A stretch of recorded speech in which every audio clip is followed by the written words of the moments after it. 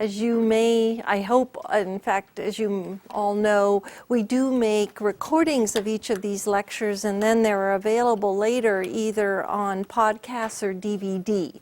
And so I forgot to give the nice person recording, Richard Patrone, the 1-minute warning, but it looks like it's okay for me to now proceed. So, as I was starting to say, I'm Michelle Marinkovich, Associate Vice Provost for Undergraduate Education and the Director of the Center for Teaching and Learning, and thank you so much for being here on one of the more beautiful days we've had lately to hear our speaker and to be here for the first in the series for this quarter. We're very fortunate to have the Walter A. Haas Professor in the Humanities, Russell Berman, who is also in German Studies and Comparative Literature and a Senior Fellow at the Hoover Institution, talking to us today about rethinking liberal arts.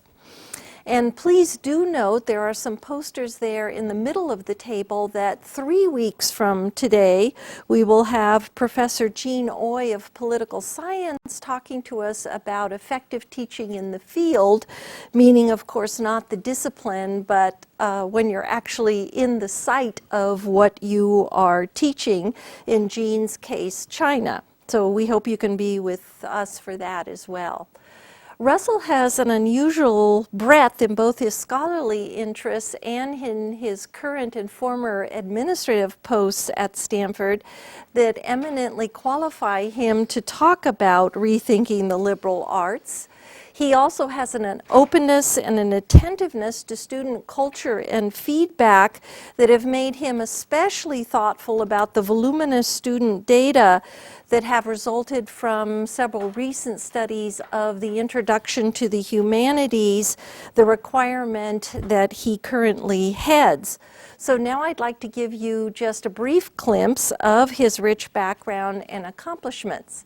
Russell finished his BA magna cum laude from Harvard in 1972 and then spent a year on a prestigious DAAD fellowship at the University of Munich, returning to Washington University in St. Louis for his master's in 1976 and his PhD in 1979, both in German literature.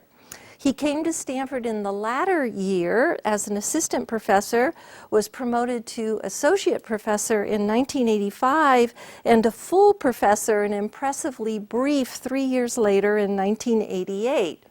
Though his was a very fast rise, I should add that it surprised no one since I was on campus at that time, and I remember the excitement that both Russell's arrival and his subsequent activities quickly generated.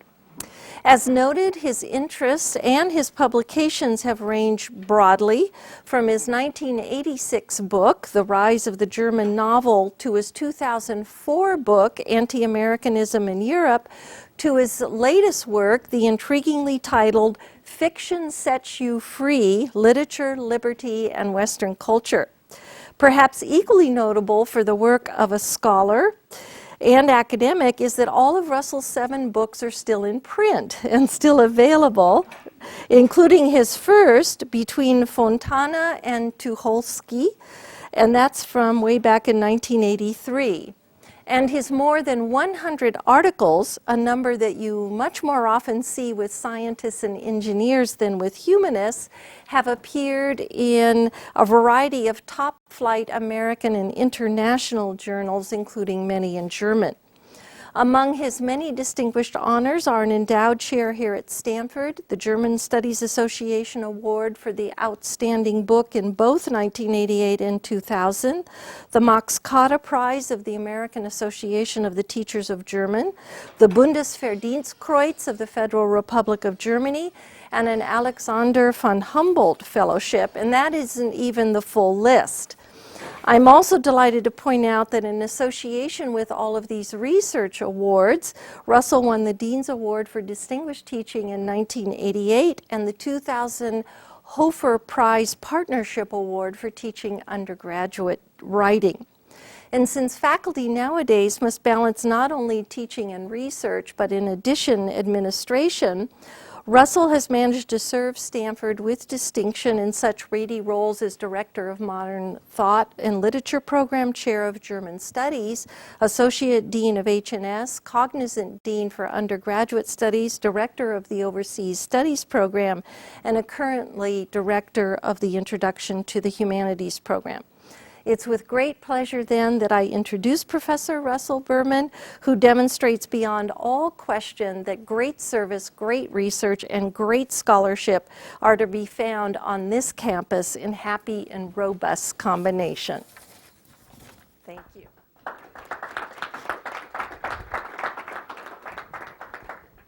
Thank you, Michelle, for that introduction. I'm a little humbled and can't really speak. You left me, so goodbye. I'm glad to know that all those books are still in print and they'll be available for sale outside in the lobby. I especially want to thank you for the poster that reassures me beyond a shadow of a doubt that I made a right decision in shaving my beard. Okay, so I'm here. I have a camera aimed at me. I have an audience. I'm a professor. What more could I want? And that's really a serious comment in the sense that I think that I and we in the higher education community still maintain a model of our activity organized around the binary of the professor, the fountainhead of knowledge, disseminating it to the thirsty learners. And I think that's a problematic model.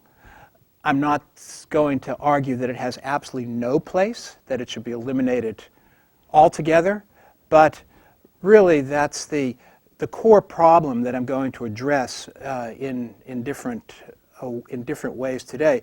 We've made a lot of progress toward thinking about learning processes and student-centeredness, if that's the acceptable term. But we have a long way to go.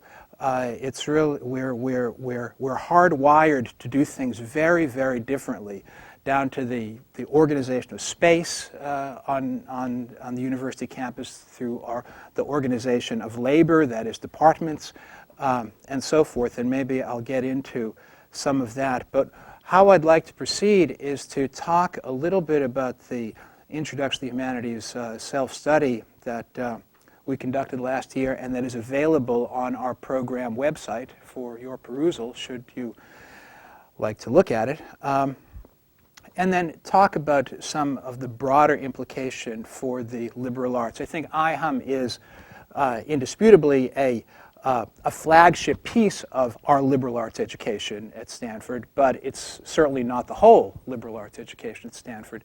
What we learned through the IHUM self-study, IHUM, Introduction to the Humanities, has implications, I believe, for the liberal arts more broadly, and to prompt all the members of the university community to wonder about what we're doing here. For those of you not familiar with IHUM, this is the three-quarter required freshman course, all freshman courses that is open only to freshmen. Currently it exists in the form of 8 to 10 parallel courses among which students choose. I'll talk about how we got there in a little bit. And it's also organized in what was called the 1+2 model. That is, admitted students choose an autumn quarter course that has an interdisciplinary nature, and in the course of their autumn, they select a winter-spring sequence. That's just background. Let me talk about some of the results of the self-study, then go on to the wider implications, and after that I'd be happy to talk about IHUM, the self-study, or the bigger issues with you. Okay, so this is a mandated self-study, part of the legislation. The Academic Council Senate decides the requirements for graduation. One of the key requirements for graduation is the completion of the freshman requirement, the Introduction to the Humanities. It's governed by a governance board, report to the Vice Provost for Undergraduate Education, and the legislation mandates regular self-studies. That's what we were doing. And we polled faculty involved. We polled the fellows, the postdoctoral fellows who run the discussion sections, and we extensively polled students and got an enormous amount of response. I guess a major piece of it was an online questionnaire to then current sophomores, juniors, seniors, asking them to think back to their freshman IHUM experience. So a cohort of about 5,000, 5,500 students, and we got about 1,400 responses. And of those 1,400 responses, nearly 900 not only gave us the quantitative, but took the time to write qualitative comments. And I got to read them all. And this was a really exciting opportunity to look under the hood of what's going on at Stanford for undergraduates. Some of the results. It will surprise none of you familiar with undergraduate culture or Stanford to learn that some students hate IHUM. What surprised me is that some students love IHUM, and that in fact the numbers are effectively identical. That is, when you look at them, it's about 13% at one end of the tail, 13% at the other end of the tail, slight difference, 13.1 and 13.4. And then there's a bell curve in the middle. So that I regard as relatively good news, because the buzz in the public culture at Stanford, the daily editorials, tend to be very negative. And that's really a disservice to the undergraduates. There are a lot who really like it, and 50% or more like it to some degree or another. So the notion that there's massive student hostility to it is simply a caricature. There are some very vocal students who oppose it, and I took their criticisms very seriously. Indeed, the bell curve result I didn't regard as all that much of good news, because if we have a requirement, it should be better than equal distribution across the range, and especially if we're talking about the first experience at Stanford, it should be better than that. So we ought to do better than we're doing, but we weren't doing as bad as some people thought we were doing. All right? Now, we've made some tweaks in the program. I'll talk about one big piece of that in a moment, but I think actually we're doing better this year than last year. We did an informal poll of students after the autumn quarter. I wrote directly. This is not the mandated evaluation, but I wrote directly to students, asking them what they liked, what they disliked, how they'd evaluate their experience. So this was a real doormat to anybody who wanted to vent. Right? This is where you really can get the cranks to come out of the closet and tell us, why do you make us do this? We want to graduate quicker. We just want to do our stuff. And in fact, we got very few responses. I think we got about a 20% return rate altogether, of which the bulk was positive. It was 60 to 70% positive. The numbers of students who were responding negatively, even though this was, here's the director of IHUM walking around with a kick me sign on my back, they didn't want to bother. Right? So I think that we've either made some positive, either been some positive developments, or we've been able to get rid of some of the negatives. And I think actually both have happened. Before I get into that, what we also reflected on is that while many members of the Stanford community think of IHUM as a relatively new program, people remember when it was instituted 10 years ago, in fact, it's part of a 90-year history. Right? As long as there's been undergraduate education with requirements, there's been a freshman requirement with a brief hiatus in the wake of the 60s. But this goes back to the 1919-1920 era, the same era in which the core was established at Columbia and Chicago. So those are the homologous curricula. That's what we should be. Those are our peers, and in fact, we compete for some of the same fellows to teach in sections. But my point is that if we start fiddling with it significantly, we shouldn't take it lightly. This is what's been going on at Stanford for a very, very long time.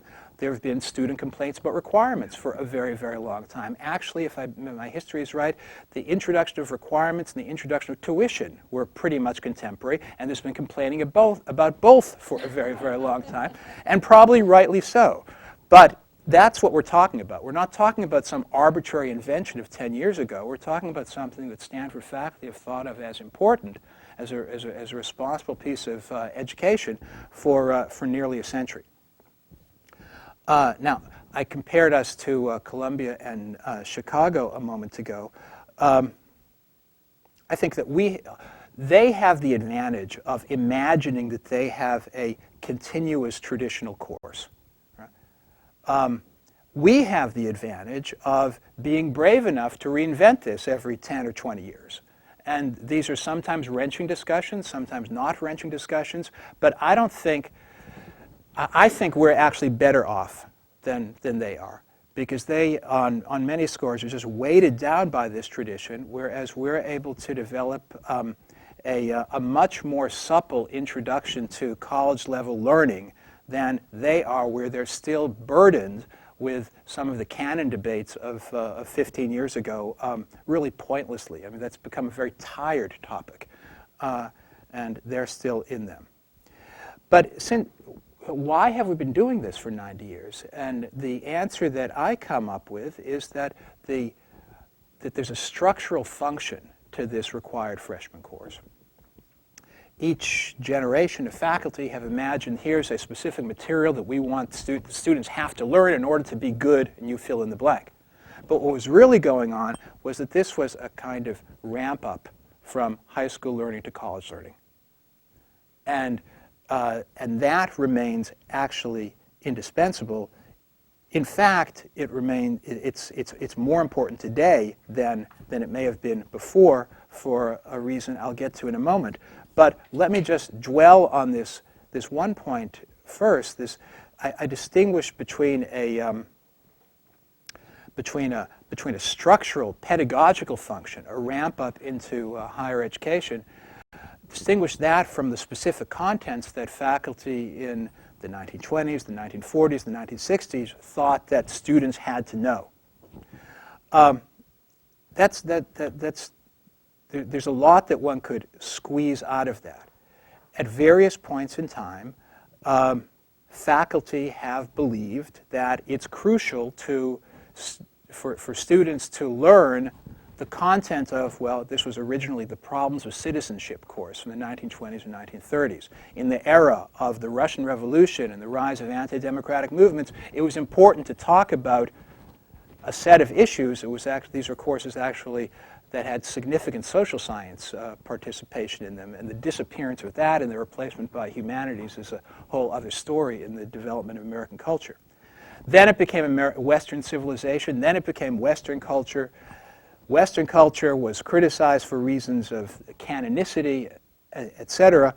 I think there's a way to look at all of that and see those ideological transformations as almost epiphenomenal to the pedagogical agenda. But to say that means that right now we're looking not at the positive content of the specific courses. They all have wonderful positive contents, but because we've opted for this multiple track model, we no longer have the authority of saying, you have to know this in order to become an educated person. You can become an educated person without knowing any this. Right? You have to know some this, but not this. And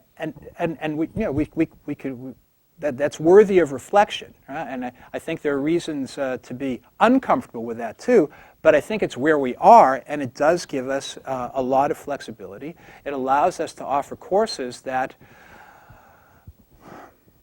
that's among which students can choose, most students get their first choice. All students get their first or second choice unless they're choosing to choose different courses that have schedule conflict. I can't solve the two places at the same time problem. But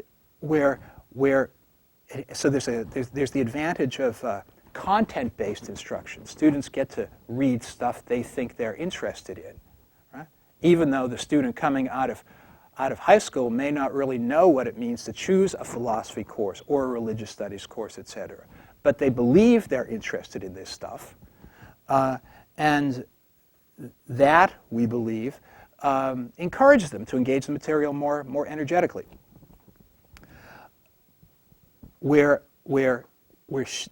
emphasis has been shifted again now from the positive knowledge to the learning processes. That implies a kind of tension between the value of specific material and the value of cognitive development, or between expertise and creativity. And while I think we're on the right track here, we should focus on what it means to devalue expertise, and I'm going to come back to that in a bit. So there's that, the structural pedagogical function of the first-year requirement. Another contribution that this first-year requirement has made to Stanford undergraduate education, I think from the start, don't have the data going all the way back to the start, is the establishment of a common discussion. Sometimes people call that leveling the playing field. Students come to Stanford like strangers to each other. People come to work at Stanford like strangers to each other. There's a lot of estrangement in modern life, right? We have to, and some of this is not my responsibility. My responsibility is to enable students to talk to each other intelligently, and to learn from each other. And that's what should go on in the discussion section. I think the goal of the discussion section, this is real progressive education, is not mastery of the material at all. It's the facilitating and the achievement of successful discussion, which includes successful learning processes. What concerned me in reading the student responses in the IHAM self-study was the extent of vitriol that students would reserve, not for the faculty and not for the fellows, but for each other. They can't stand that other student droning on. Right? I come to Stanford to hear the expert, not to hear someone else. Right? I want to have the knowledge given to me. I don't want to engage with someone else in order to achieve it. And I think that it's our responsibility to get them to understand that they have to engage with each other. The problem is they don't like each other.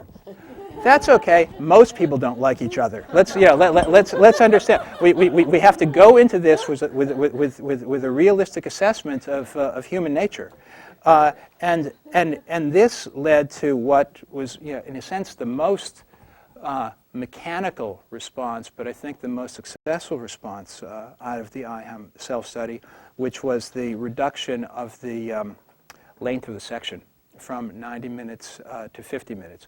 Let me point out that the original Senate legislation 10 years ago, 10 years or so past, was mandated 2 50-minute lectures per week and 2 discussion sections of at least 90 minutes each. And I, literary scholar, hone in on that at least, and this indicates to me that 10 years ago there must have been some minority in the faculty who thought that 90 minutes wasn't enough. Damn it, we're going to keep these people captive for 120 minutes, and we're going to force Plato down their throats. Right? Right? This is not good education. And it turns out that the 90 minutes was too low. I have no doubt that many fellows could conduct great 90-minute sections, but there was a significant number of undergraduates for whom that 90 minutes just strained attention span, really aggravated hostility to each other. Right? You know, if they're already not liking each other, why keep them together for 90 minutes? Just do it 50 minutes. 50 minutes is the currency of the realm here. So to burden a freshman requirement with the albatross of a hypertrophic section duration is really a killer. Again, I think some sections probably worked really well. It depends on the chemistry of who's in the room. It depends on the skill of the section leader. But I am happy with reports that students now leave their 50-minute sections wishing that they had been able to stay there longer than the reports of students having snoozed through the last 20 minutes of the 90-minute section. This is controversial, but I think that has reduced the opportunities for irritation. There was also just something pragmatic about it, that 90 minutes twice a week killed student schedules. And this really put front and center the question of, how come I have to spend 90 minutes in this required course when there's this other lab that I want to go to and I can't take it because there's a 20-minute overlap? This is a real good example of less is more. But there's another aspect to the common discussion problem. Again, I think this was probably always a problem. This was probably always an issue. People always came to Stanford as strangers, and people always disliked each other. But we face a new situation today for a complex set of reasons. I think that well, I know that Stanford has been very successful, I think more successful than our East Coast peers, in admitting a diverse undergraduate population. This means students come from very different high school backgrounds as well. They're entering Stanford with different types of preparation, different familiarity with the sorts of texts that are being taught, and this is a challenge to pedagogy and for the success of the discussion. Add to that, aside from the question of Stanford admissions policies, add to that the increasingly, to say diverse it would be cynical, the increasingly hierarchical character of K-12 education in the United States, from which most undergraduates still come. Lots of international students, but most come up from the United States, and most come from a K-12 system where public education is under enormous pressure, and you get under-resourced schools, and you have enormously successful over-resourced schools, and students come from both. This was a real source of student-to-student hostility. Again and again, I would read comments by students, why do we have to ask this question? We were doing MLA-level research in sophomore in the high school I went to. Why do I have to sit next to somebody who can't write a two-page essay? There's a big social class issue going on here, right? Or at least a big issue regarding which high school you came from, which maps significantly onto social class, if not fully.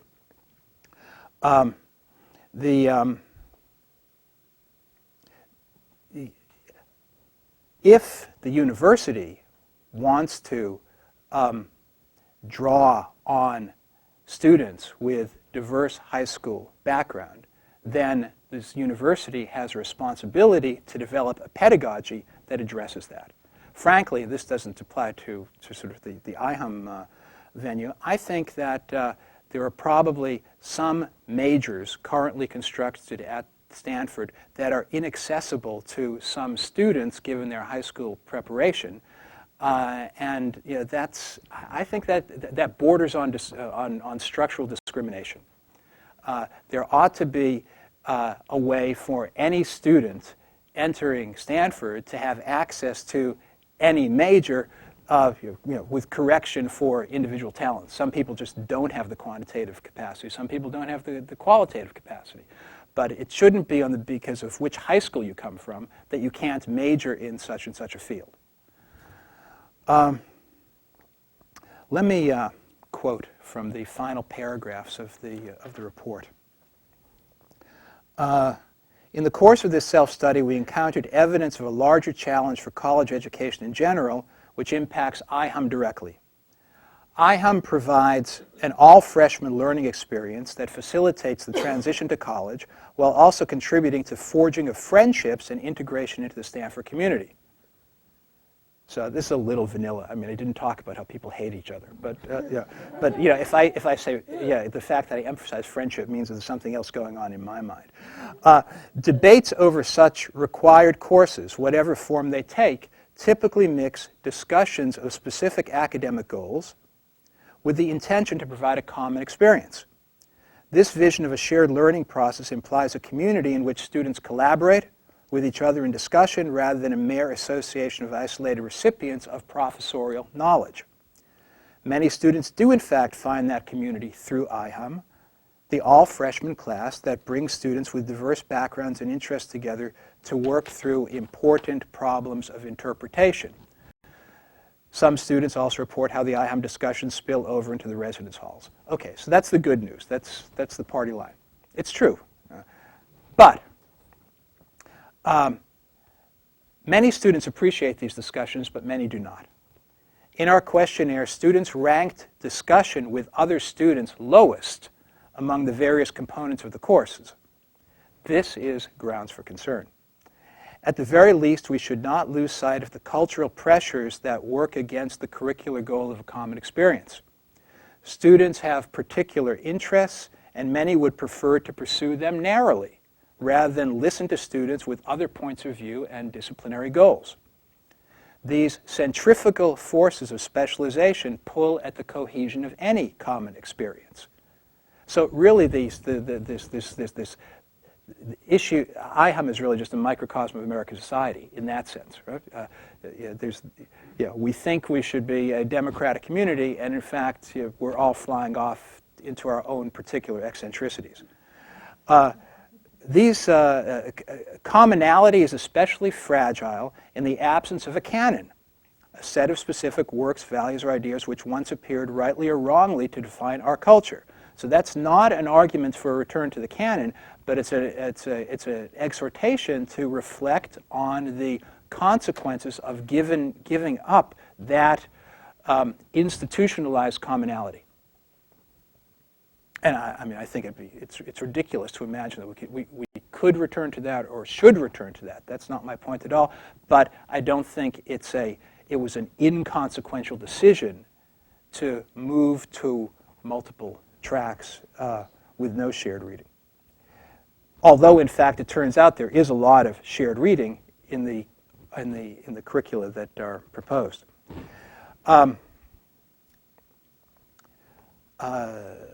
Canon, which once appeared rightly or wrongly to define our culture. Today, even that possessive adjective is controversial. The grand wager of IHUM is that we can still maintain a common experience without the traditionalist foundation the canon once provided. That is, can you have a non-traditionalist common discussion? The common experience today is by no means harmonious or stable. Not only do specialization pressures challenge commonality, so it's part of it is just individualism and the pursuit of individual careers. But so do very real differences in high school preparation, reflecting an increasingly stratified secondary educational system. These tensions translate into critiques of the IHUM program, which bears the brunt of the transition to college. Like Stanford, IHUM brings together heterogeneous students and tries to develop a level playing field and a shared discussion, developing an appropriate pedagogy to improve the quality of discussion among diverse participants is the most important goal for the program at this juncture. So that's where the self-study ended up. Let me talk just a little bit more now about some of the bigger implications for liberal arts.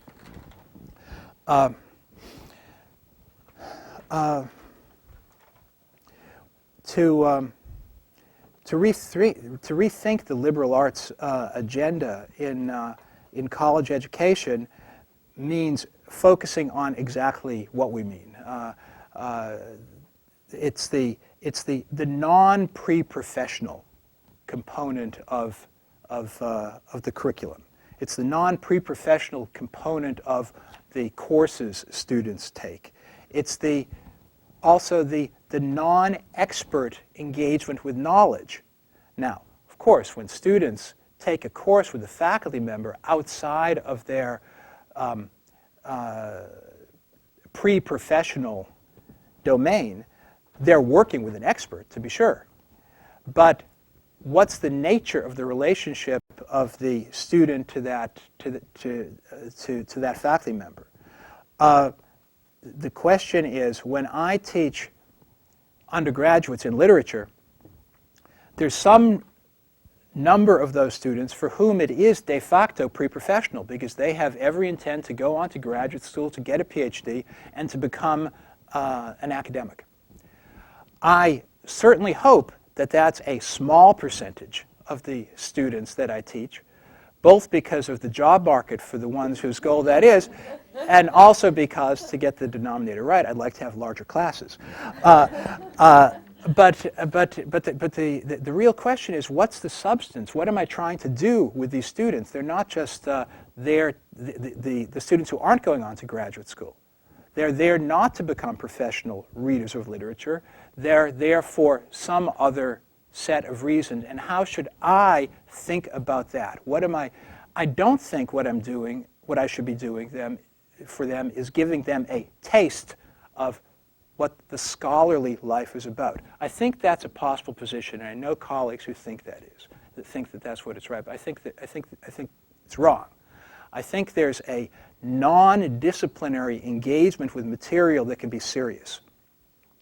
I think IHUM is a place where that is institutionalized. One of the main challenges of directing IHUM is getting faculty involved to understand that this is not just a recruiting pool for future majors and future graduate students. That is to say, these aren't disciplinary courses.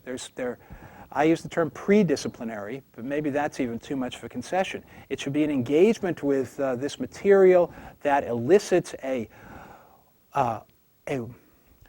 wise thinking on the part of the students about this, so that students who never take a course in this field again because of other interests, not because they're turned off, but just because they go so well, will have an appreciation for what's it mean to read literature. Not what's it mean to how do I do an MLA bibliography, right? Not how do I get the latest literary theory, or more likely the literary theory of 15 years ago, but how do I engage with this aesthetic experience smartly? I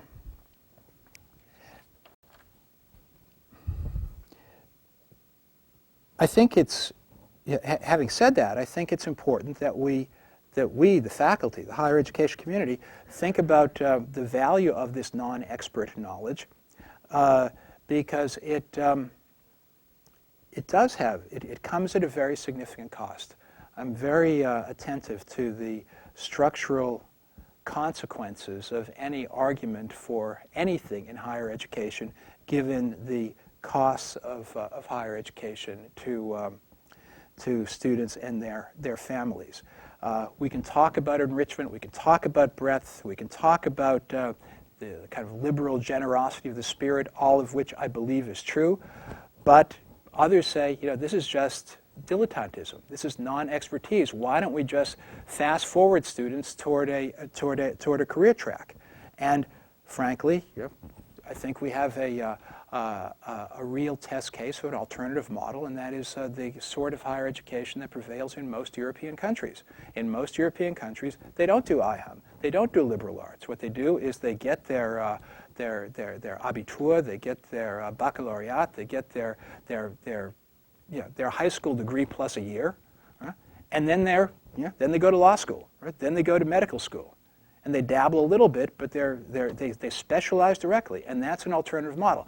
I think, and this Michelle quoted my referred to my book on anti-Americanism. I think this is one of the real sources of the cultural divide between Europe and the United States. That's another discussion.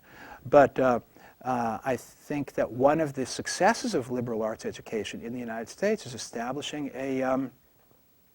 is the establishment of a discussion culture, an expectation to listen to other people and to take other points of view seriously. Sometimes it may even get too fluffy, but I think that whether you come out of Stanford or whether you come out of a community college in the United States, there's a liberal arts ethos that lets you know that you're supposed to be able to participate in discussion, and I don't think you get that in Europe, where it's much more focused on the maintenance of elite expertise.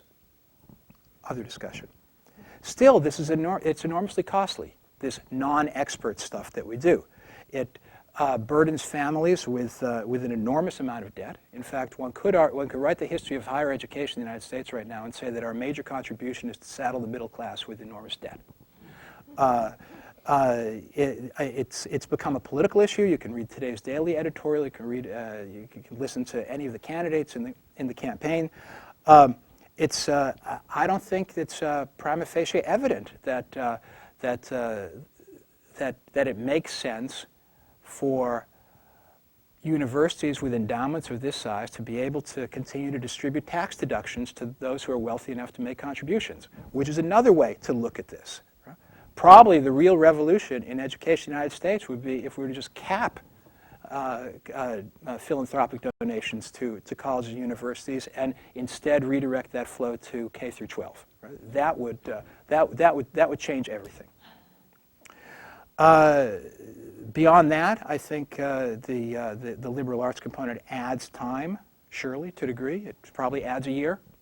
We could have the 3-year degree if we dropped the liberal arts stuff and just went into the major.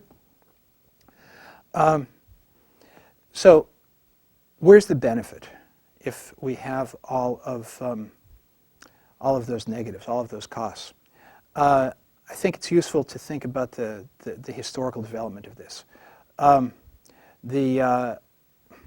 We've moved from an older model of cultural capital, Western culture, knowing stuff that identified your standing in society, to one of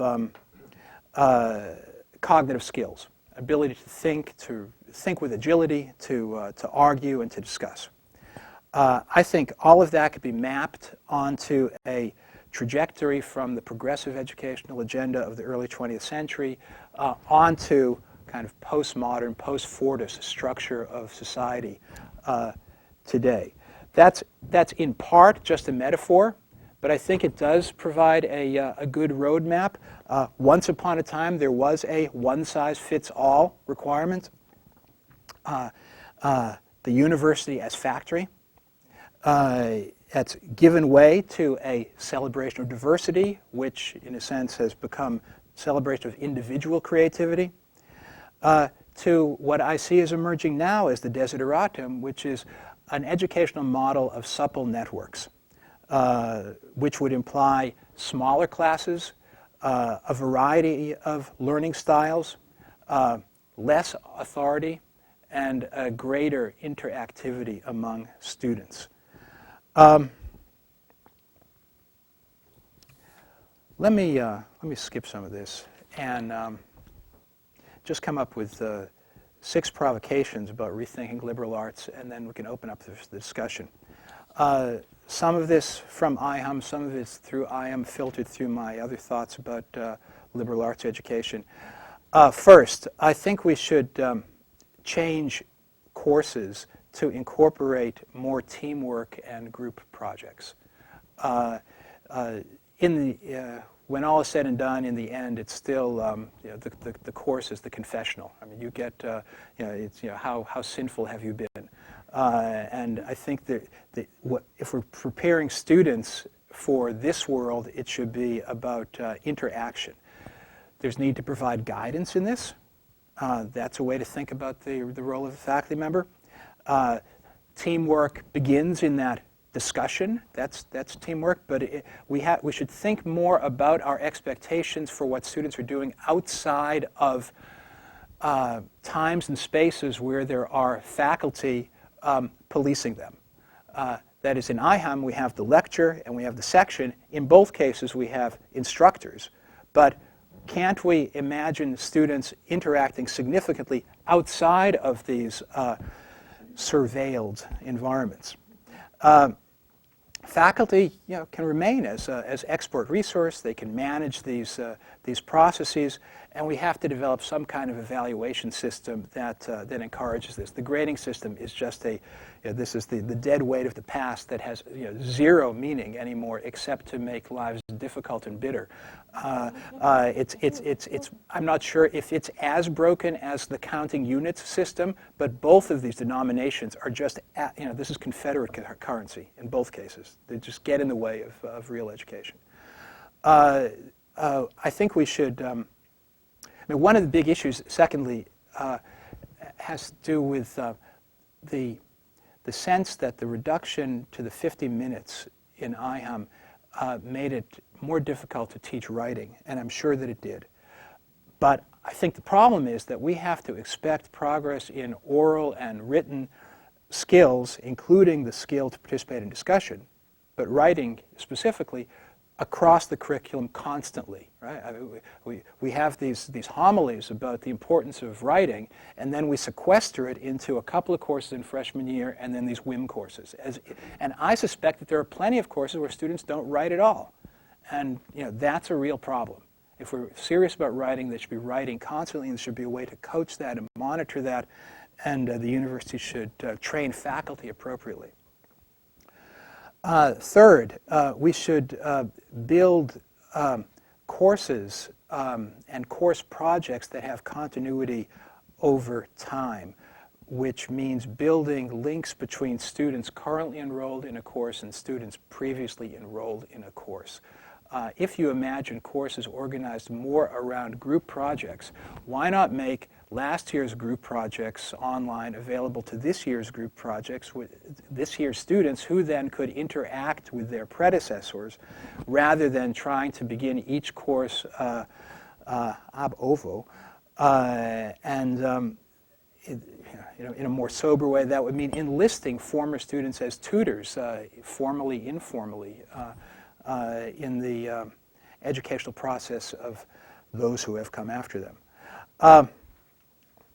Fourthly, and this will, if this hasn't pissed you off yet, this will. If you buy my notion of teamwork, if you buy my notion of supple networks, then what we really have to do is a massive reutilization of campus space. I think that we should give up on private faculty studies and replace them with open workspaces with flexible workstations. It's an enormous real estate waste, since most faculty don't do most of their work in their study. You all know what Palo Alto real estate costs. We have all this underutilized space that we're devoting to this myth of the individual professor working there. Right? That's not what happens. Enough said. Well, no, not enough said, because I think these private studies model a kind of isolation which counteracts the message of collaboration. And now, to make matters worse, I think, fifthly, we should put as much of the library collection online as copyright allows. Right? Have to respect copyright. That's important. But as much as we can legally do should be online. Once it's online, though, I think that it only makes sense to make that accessible to the wide public. There's no reason to restrict it to the campus community. So the digitization of the library collection does have a genuine democratization potential that your library card withheld. I also think that we ought to, attendant to that, figure out a way to allow for responsible commentary online. That is, imagine you get something from the library online and you get like the Amazon reviews. A lot of problems with that, but I think there's a way to develop discussion around material that could enhance online communities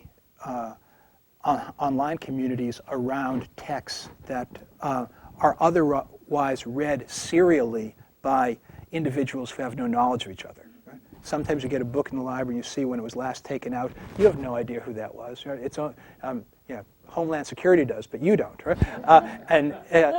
What if there a way to post? What if there a way to take marginal notes, right, on an online text and leave them there for the next reader to look at or not to look at?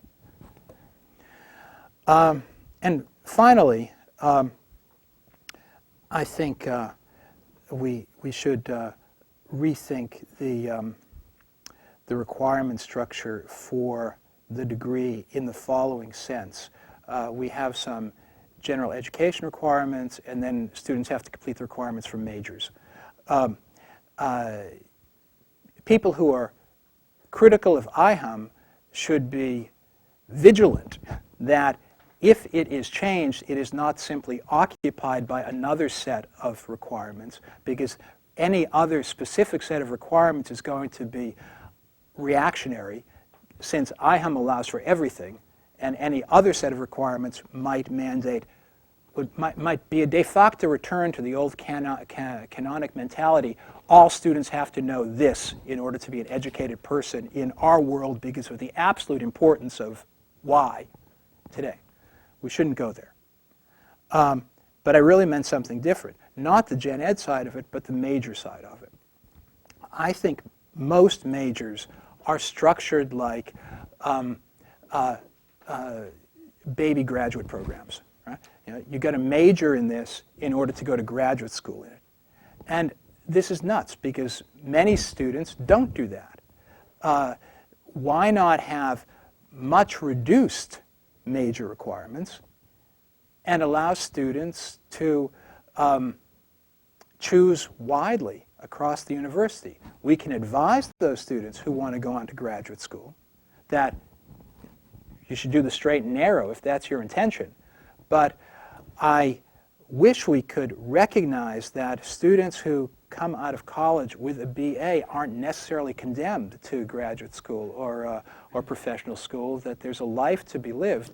And we ought to give them the cognitive skills, the communicative skills that enable them to succeed there. Questions, comments?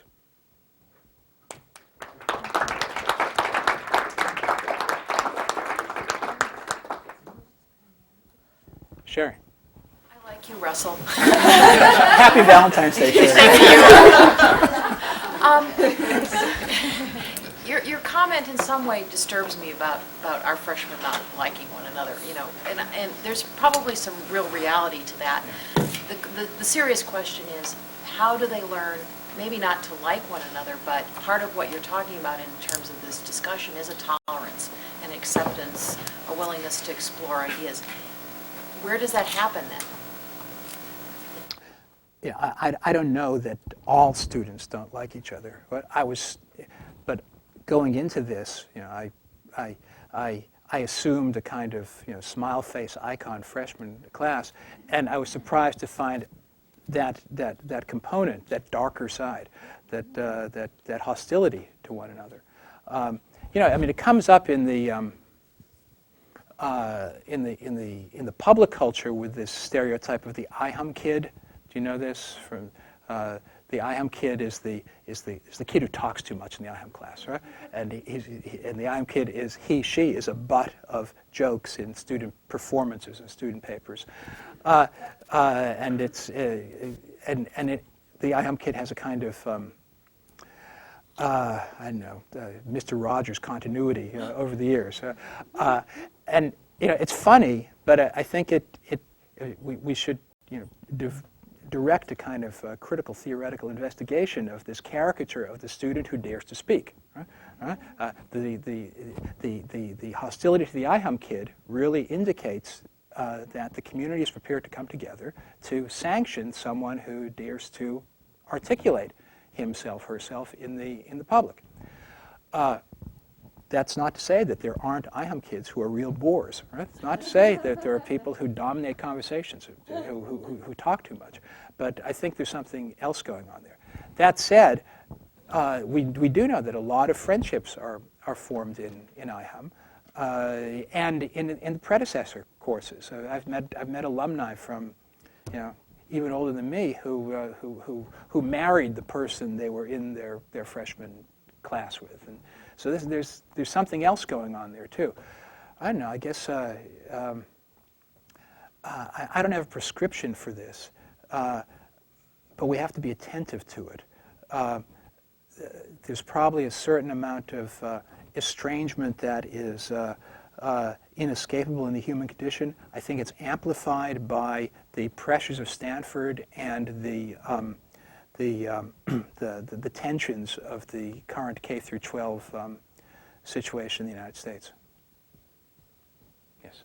On your K-12 point, you talked about IHUM as an implicit ramp-up. Is any of that ramp-up and the reasons for it made explicit and discussed explicitly, just really out there with the students? This is all about, you're learning now, we're not teaching, etc. I hope so. I mean, it's in our literature, and again, the structure of IHUM is that faculty propose courses that our governance board approves, and we try to direct faculty to certain practices, but footnote, the issue here is management of faculty, right? End of that footnote. I exhort faculty to say that they should begin the class explaining what this is about. And I think that most faculty now do give that kind of meta-narrative about IHUM to some extent. Michelle? To build a little bit on that, you did talk about pedagogical approaches and training and responsibilities a lot in your talk. But if you are hoping that faculty will teach in a more collaborative, project-based, small class way, most of them are used to the lecture format. They have a lot of control over time and how things go. It's very easy to prepare a lecture when you know how to do it, you know your field, versus walking into a classroom and hoping to get a collaborative discussion going. So to what extent do you think the faculty could make a transition from the way most have been teaching to what I think is your vision of a better kind of teaching and learning? Through CTL.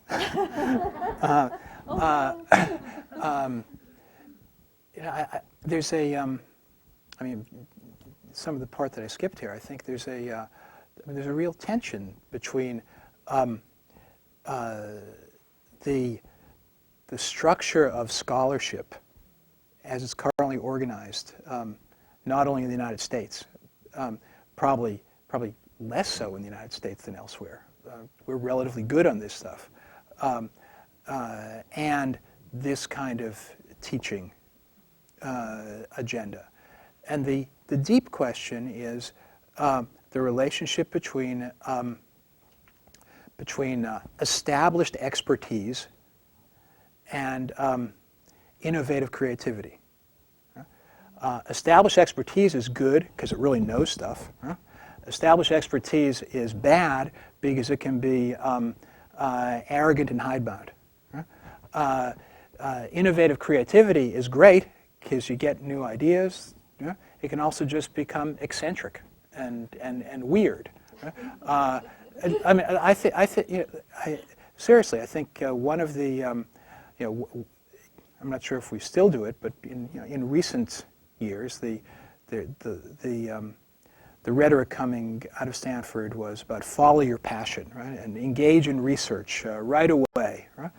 And my objection isn't that they didn't know enough of the basics to engage in research, but it invites students to reify their own eccentric obsessions because they haven't had an opportunity to confront them with alternative positions yet, so that they know that, gee, here's this one thing that I've always been interested in, and it may not be that interesting, but they've never had to defend that, and I think there are ways to get around it. Maybe we just need better processes. But so while all of this argument for how education ought to work is critical of expertise, I don't think we should lose sight of the other side. It has to be a way to integrate the importance of expertise without becoming a departmental reactionary. I talked about the unit counting and I talked about the grading system. Yeah, I think the departmental structure is part of the problem as well. The one argument for the departmental structure that I can't get around is that it's basically a labor management issue for the university as employer, right, to make sure that faculty show up. But I don't think that it makes a particularly good contribution to the production of knowledge or the enhancement of learning, especially as we move toward more and more interdisciplinary projects. The departmental structure just seems to should go the way of the manor.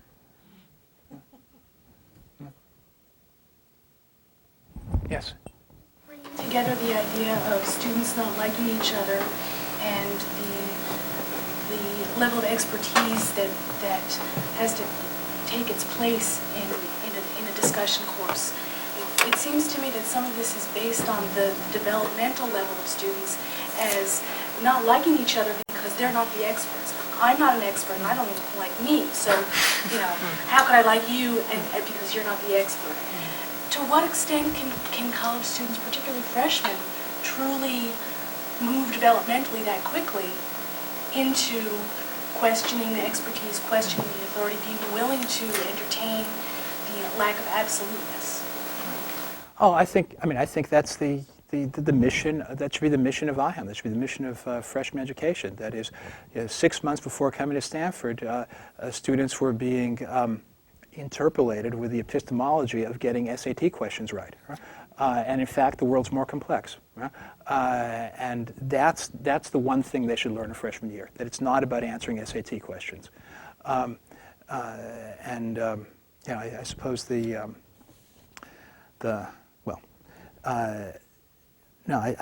think this has been part of the discussion about IHAM for 10 years explicitly, that it was an invitation to students to participate in the production of knowledge. That's how it was talked about 10 years ago. I wouldn't use exactly that terminology, but I think it's basically okay. And there are probably developmental, psychological development aspects to that, but I think we should not lose sight of the larger social, historical issues at stake.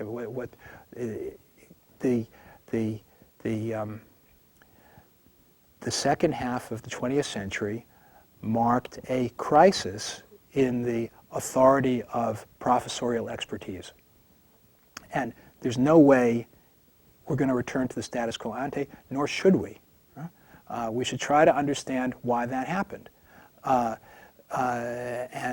There were bad versions of the crisis of professorial expertise, the Cultural Revolution in China.